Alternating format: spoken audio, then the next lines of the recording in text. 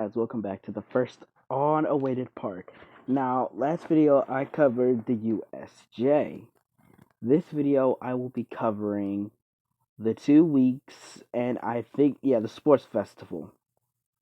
So for the 2 weeks, all Deku really does is train up his stamina and also learn how to use incursio better, actually unlocking that. But he decides not to use it because it's very dangerous. He realized how sharp it was after he first used it. It is very, very sharp, so he decided not to use it against humans, or in fact anybody unless he really had to. So after that, Yuki was actually putting herself in life-threatening situations to train Pumpkin and do maintenance on it. Actually, she didn't do life-threatening situations. She just maintenance Pumpkin those entire 2 weeks. Like she upgraded it and upgraded it and kept it going further. So you know how Pumpkin broke after that one Budo fight. Hers won't break even if she used all her mind powers into that. That's how much she did that. So after that, I gotta clear all this stuff out. It's so annoying. But anyway, after that, she decided she kept training and training, like all of them trained. Akame trained with her Murasame, just getting better with it. Levo actually just kept using it to its full. He kept using World Severing Streams, getting it better and making more of it actually. And then we go with the girl who can do the beast powers.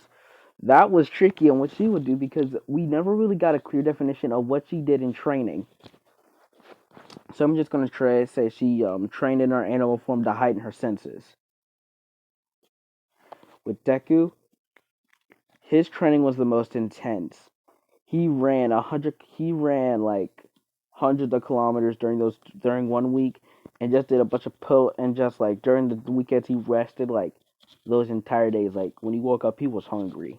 He ate some food to get some energy back.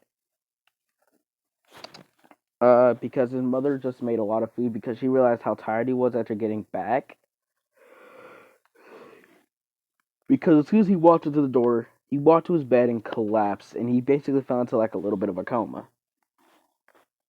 Thinking something happened, she called the doctors, but then they just said, "Oh, he's just really tired." Izuku basically passed out due major exhaustion. Like he couldn't move a muscle even if he wanted to. Everybody else had a little bit of a different bit of training. Chalet trained with those scissors, cutting through some of the hardest objects they have there. And I know there was one more. Oh no, that's actually it. Oh wow. No, Najida. She's a teenager in this one with Susanoo, and so she doesn't really like using. She doesn't take risks like Najida does, but she's almost as risky. She'll get risky soon enough, best believe. So she's never used a Makata. She never used the manifestation thing with Susanoo. Never in her life. She got close to using it, but Susanoo warned her it was dangerous. Oh god. You guys don't understand how tired I am. It's like, as you can see on my phone, it's at 12:45. So back to the story. After they came back from the sports festival, um, after they got back from the sports festival, Deku immediately shoved the sword down to the ground, thinking, "What's he doing? Is that like some sort of weight training?" And then he yelled incursio. And then they see this big buff guy in this armor, and they're like, "What happened to that small kid that was right there?" And he said, "Oh, that was me." And I'll take one of the suggestions, and I will be changing my mind. Deku will be having the dragon form. I can't remember who made that comment, but I hate you for making me do this. I should not be able. I don't want to do it to my boy Izuku Midoriya. But anyway, they all see him. And they're asking who the... And Baku's like, Deku, you damn quirkless loser. And I changed my mind. I'm going to be cursing this, but very lowly because it's night and my parents do not want me cussing. Izuku and them just ignored this. Yuki actually put herself in harm's way with the robots just walking. Then she took out Pumpkin and blasted herself through the cracks of the robot, actually powering it to get past and straight to the minefield. Midoriya, being Midoriya, used his trump card and he was able to use it for a minute. She didn't realize how she was going to do this, then she decided to step on the mine and blast herself over. She got past the minefield.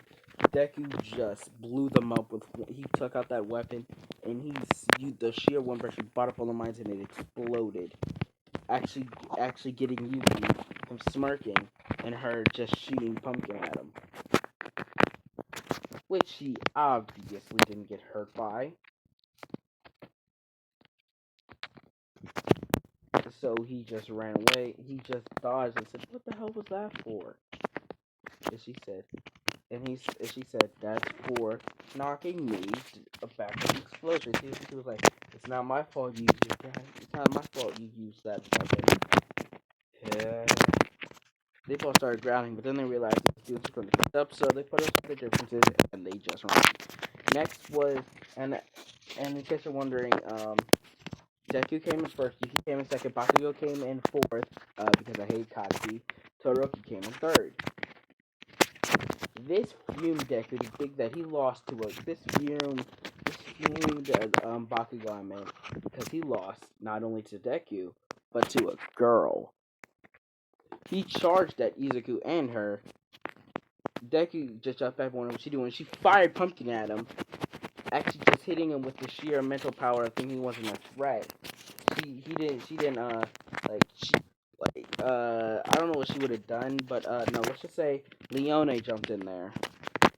Yeah, Leone, she jumped in there and she just knocked Bakugo out for like 30 solid minutes. And I think he got knocked out by a girl when he woke up. He found out he got knocked out by a girl. He thought Izuku knocked him out. But no, it was actually a girl. So imagine how few Bakugo is. And then he says it's to the girl hanging out with them. And they're all like reincarnations. I put what Deku had incursio, but they're basically like reincarnations of them. So their friendship lives on even till this day. So they're all like basically friends. And there will be a general essence that's totally in love. That will be Toga. Because yanderes be crazy. And Esdeath is definitely yandere material. Yeah, I'll be doing on the yandere list from I'll be doing a yandere list for for all the Akame ga Kill characters probably next week. And one thing, I'm interrupting the story again. I am so sorry, but I am so sorry for not uploading in what I saw in my last videos 4 whole weeks. So I want you guys to put in the comments, what do you think my next like goal should be? I'm going around to say I want 8 likes on this video. You go past, I had to eat cinnamon, straight cinnamon. JK, ha ha ha ha. I do not want to kill myself. Anyway, but yeah, I'll do something stupid that you guys have to suggest. Nothing life-threatening. Remember, we're all still in quarantine. By the way, I hope you're all doing fine. That's the story. So now we go on to the cavalry battle. They're sad that they all couldn't be together, so they made some adjustments, and then, well, actually, was there a limit to how many people could be on a team? I don't think there was. If I'm wrong, tell me in the comments, because I'm just making. I completely forgot. I gotta rewatch My Hero tomorrow. I actually have to rewatch My Hero. I am so sorry, guys. But anyway, back to the story. So Deku they all teamed up, and Bakugo and most of them were aiming straight at Deku. All of them were. So we used Incursio. He used the giant staff, while Lubbock actually used his ultimate technique, the little axe cutting thing. And so, it went crazy. It went absolutely crazy. The wind pressure suddenly literally knocked everybody back except for Todoroki and Bakugo's team, because they were the people who had protective things that could hold against the wind pressure. Todoroki had to make layers and layers of ice on the last layer. That's when the wind stopped. It was impressive thing that those two, together with the wind pressure, knocked back everybody and put him to the last layer of ice he had built up. This actually made Bakugo angry, thinking he got knocked back by this loser. Leona came back and said, "Why don't you just chill out?" And literally just stole Bakugo's headband and hit him. They all won because it's Deku, and I'm gonna just make one little reason: plot armor. No, it's because their skills were too overpowered. And Deku will get a little bit more. He'll be put on significant scale when Grand Chariot appears. And I want you all to think, because I'm going to take on from when Deku was in Reincarnation of Zelda, which I actually had to redo that entire series. So I'll be doing a redo in like a month maybe, because I've got a lot of work and summer vacation coming up. So I'll be pumping out a lot more videos for you guys. Also, I'll be moving for a while. They're probably after all this COVID-19 business goes away. I hope you all guys are actually enjoying a little free vacation. Now back to the story. So when Deku it's like the first fight with Shinso, Deku answers the question, but he was in Grand Chariot. It didn't really affect him because his adaptation actually adapted to the field of his quirk. I'm just gonna say. Actually didn't adapt. He actually still gets mind controlled, but his willpower with incursio combined broke free, but he de-transformed, and his sword was down there. Shinso tried to pick it up, but immediately put it back down after coughing up so much blood. And they're asking, "What did Corel do?" And he's like, "What did you do to me? What's your quirk?" And he's like, "I don't have one." "What? Stop lying." And this confirms as our suspicions. Those things are not quirks. So then he says, "We have to call a temporary pause." They take the 7 people that were in this arena. The makeup girl is going to come in next episode in the training camp. She'll have a lot more relevance then. You'll see why. And so during this, something major happens. They ask, "What are those things?" And they all respond saying Imperial Arms, but also known as Tegu. They were surprised to think they had something, but why did that? But he asked Deku, why did he cough up so much blood when he picked up your sword? He doesn't know, because nobody's tried to take it. Like, nobody's tried to take it, so he doesn't know. And that's when Yuki steps in saying, "You idiot. Anybody who doesn't have an affinity for the Imperial Arms, they'll die if they try to use it or activate it, or even try to touch it." Which is why he coughed up so much blood, so anybody will die if they touch those. We're going to have to confiscate those. You do realize that you guys can't touch them, either. Only people who have affinity for these things can touch them.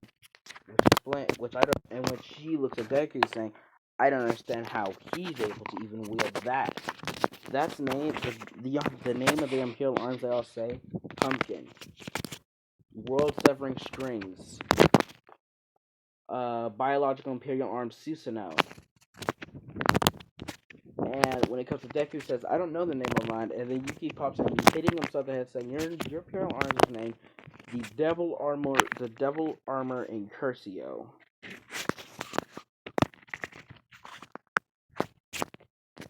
Demon Armor Incursio.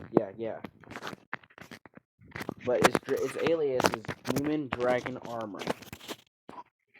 Deku was excited that he held such an amazing thing. Just explained its multiple abilities. It can adapt to certain weather, like cold, hot. So that means that Todoroki's thing won't really affect me? No. It affects with all weathers, and it also has a special thing with things we call trump cards, which I'm pretty sure you've already activated. Invisibility. It also has a little other thing called it evolution. there was another one made just like it called the Grand Chariot. But nobody knows what that one is. We only found these. But there's a lot more at my house, says Yuki. Are you rich or something? No. Just I started collecting them after I found mine. My grandmother told me that she knew her mother's mother was one who had the exact same weapon. And I'm saying in this continuity, mine's thing didn't get destroyed. She just used up her mental energy, and it basically was inactive for a while. Like she couldn't use it anymore.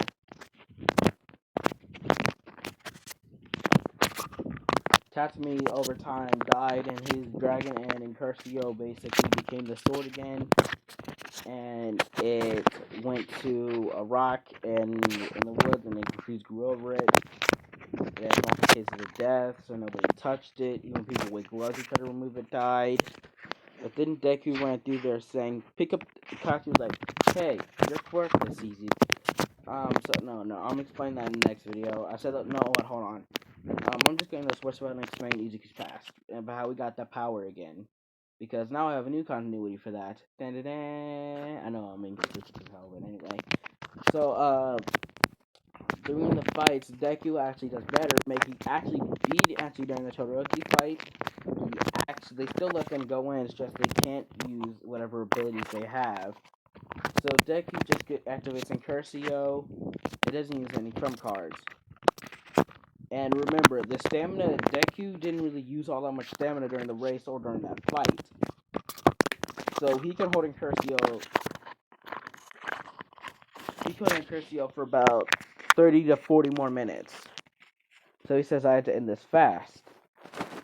He thinking that he knew he was a dangerous opponent was like, good, you know who's stronger. This actually confused Deku, saying, why did you think I thought you were stronger? This actually kind of getting to Todoroki, said, that's we set out to hurry up and finish this, right? No, it's because I have a time limit on this power. It runs on my stamina and how much time this thing takes a massive toll on my stamina. So Todoroki, thinking he could long this one out, would win. That's when he was wrong. Deku uses fast speed to take down everybody, and the 7 Tegu users were left.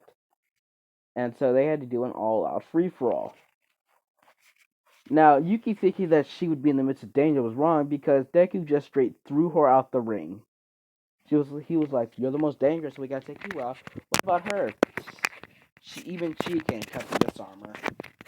And so then she gets knocked out the ring. Next is Lubba, Xiao, and Leone, and Izuku Midoriya. Midoriya was more worried about Lubbock after explaining, saying even Incursio can't withstand this. Shocking Xiao saying that even Incursio can't withstand her scissors. Now it'd just be a free bare knuckle brawl between those two, between Leone and him. Deku's actually kind of excited this, reached out to Leone while Leone wasn't looking, and hit her.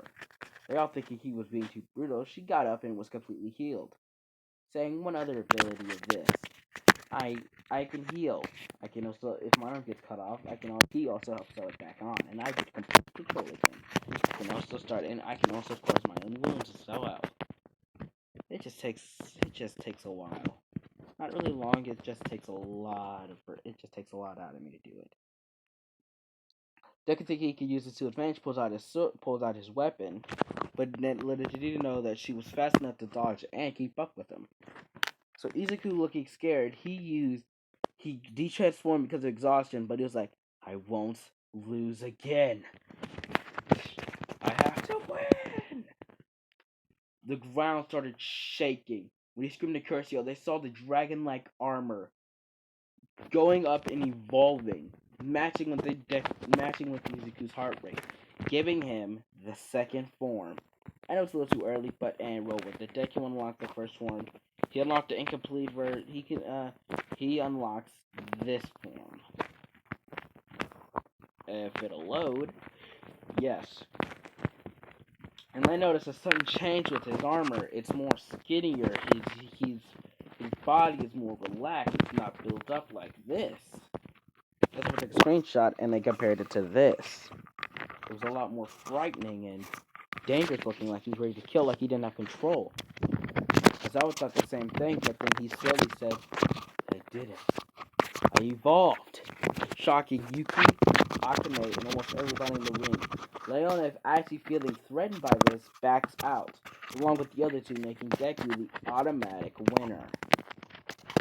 And he asks why were they backing out, and he says, do you not even know what form you're using? You're using the second evolved state to incursio.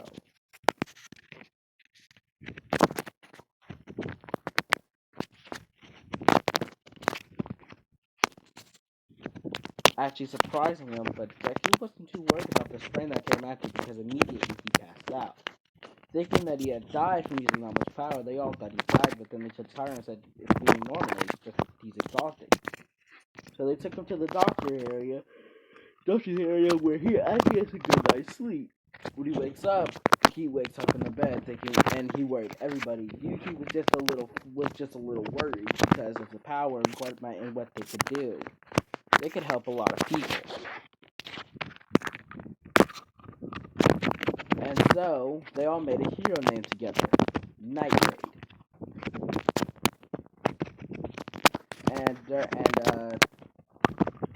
I'm just gonna go back in time because I don't think I covered the part. No, wait, that was before the training camp, if I was right, where they choose the hero names. If that's right, tell me comment down below, but I'm just gonna say that. I'm gonna go a little bit ahead. Now, I'm gonna go to the hero name. They all decide to go together. They go up all together, and she says, I only ask one of you. We're here to go together. She asks, what's your name? And then they all turn forward saying, Night Raid.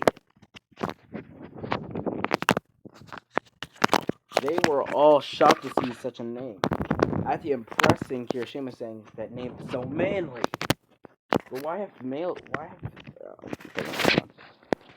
Sorry guys, sorry.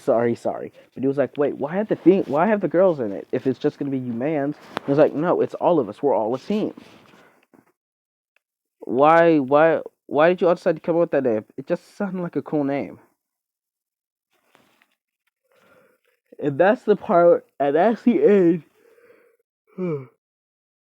Sorry, that is the end and start of the training camp. Next video coming back next week or 2 weeks from now. It depends on whenever I can get to it because a lot of schoolwork. Now back in the past, when Deku first got it, it was a cursed sword that nobody could lift up. But Bakio thought he could handle it, but he didn't want to risk it, see what happens. And so we asked Izuku to pick it up. Izuku was hesitant, but he actually took it out perfectly fine. And it was like, here, Katsuki. Here, Kachan. Kachan started coughing up things like, what the heck? How come you could lift it up, you quirkless loser? Deku and his demon sword. And that's what he was called throughout his life, his demon sword, Deku. Now, Deku actually admired more of the sword, tested out some of its abilities. It seemed like a normal sword until he placed it down and then said, I wonder, I should name this thing. How about Incursio? And then he appeared in this giant armor. Wow! I have a quirk! But then when the quirk artist said he does not have a quirk, he's like, Incursio! He asked, what is this? He started to take where he got it from. He was like, you pulled out the demon sword?